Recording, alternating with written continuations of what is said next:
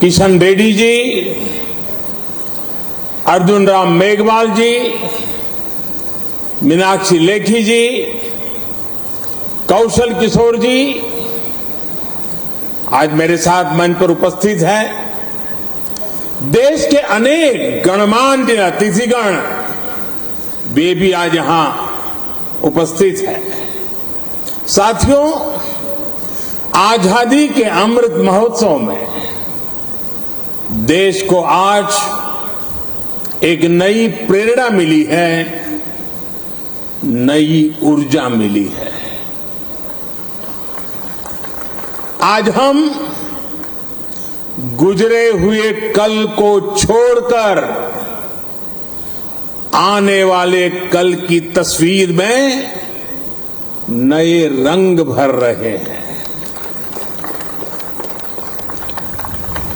आज जो हर तरफ ये नई आभा दिख रही है, वो नए भारत के आत्मविश्वास की आभा है। गुलामी का प्रतीक किंग्सवे यानी राजपथ आज से इतिहास की बात हो गया है, हमेशा के लिए मिट गया है। आज कर्तव्य पथ के रूप में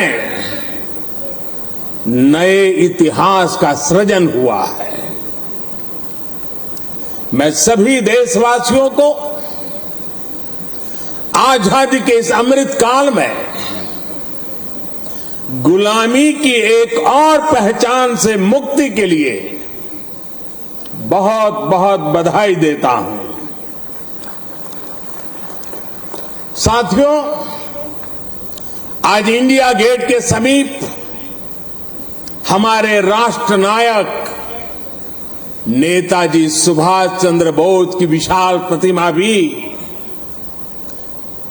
मूर्ति भी स्थापित हुई है। गुलामी के समय यहां ब्रिटिश राज सत्ता के प्रतिनिधि की प्रतिमा लगी हुई थी।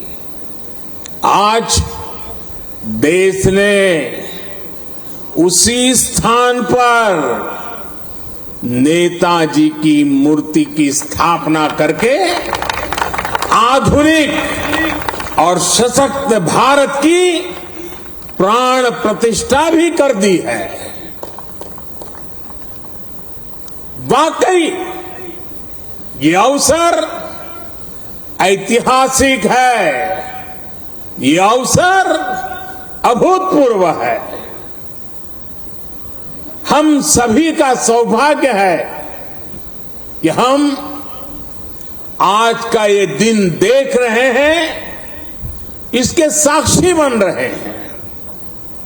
साथियों, सुभाष चंद्र बोस ऐसे महामानव थे जो पद और संसाधनों की चुनौती से परे थे।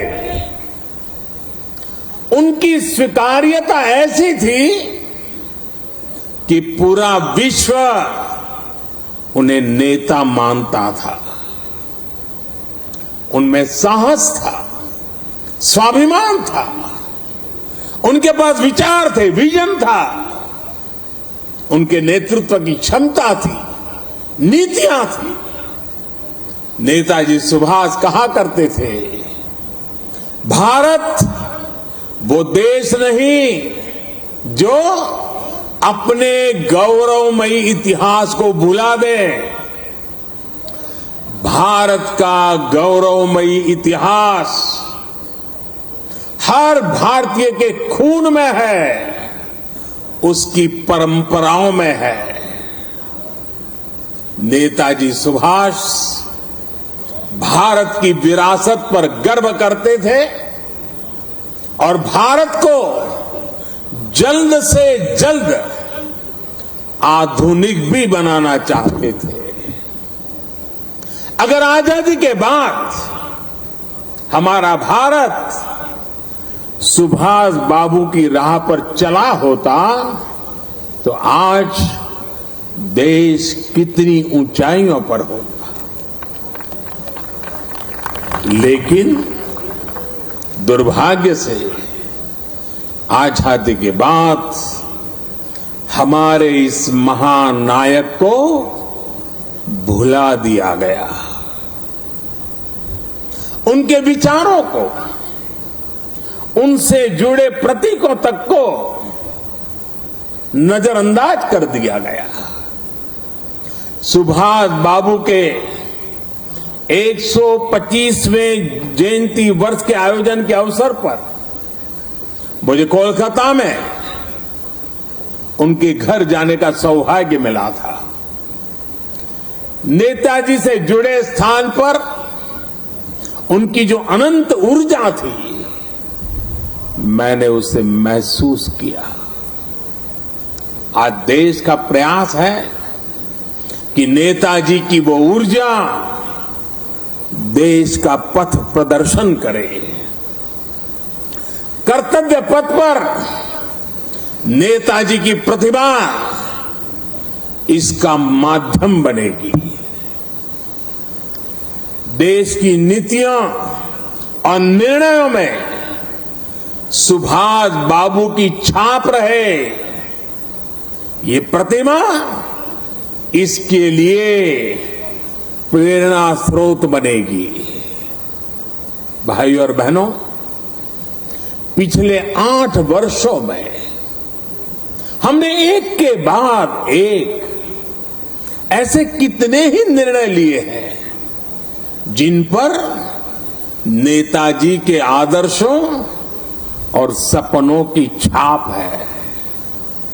नेताजी सुभाष अखंड भारत के पहले प्रधान थे जिन्होंने 1947 से भी पहले अंडमान को आजाद कराकर तिरंगा फहराया था।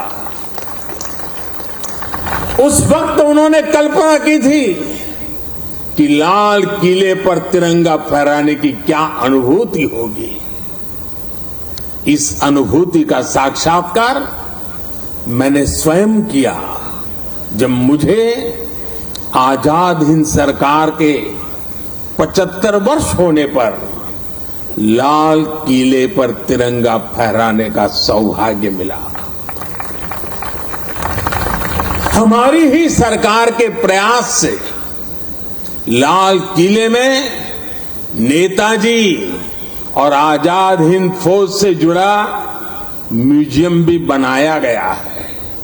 साथियों, मैं वो दिन भूल नहीं सकता जब 2019 में गणतंत्र दिवस की परेड में आजाद हिंद फौज के सिपाहियों ने भी हिस्सा लिया था। इस सम्मान का उन्हें दशकों से इंतजार था। अंडमान में जिस स्थान पर नेताजी ने तिरंगा फहराया था, मुझे वहां भी जाना था, जाने का अवसर मिला, तिरंगा फहराने का सौभाग्य मिला। वो क्षण हर देशवासी के लिए गर्व का क्षण था। भाई और बहनों, अंडमान के वो द्वीप जिसे नेताजी ने सबसे पहले आजादी दिलाई थी, वो भी कुछ समय पहले तक गुलामी की निशानियों को ढोने के लिए मजबूर थे। आजाद भारत में भी उन द्वीपों के नाम अंग्रेजी शासकों के नाम पर थे। हमने गुलामी की उन निशानियों को मिटाकर इन द्वीपों को नेताजी सुभाष से जोड़कर भारतीय नाम दिए, भारतीय पहचान दी।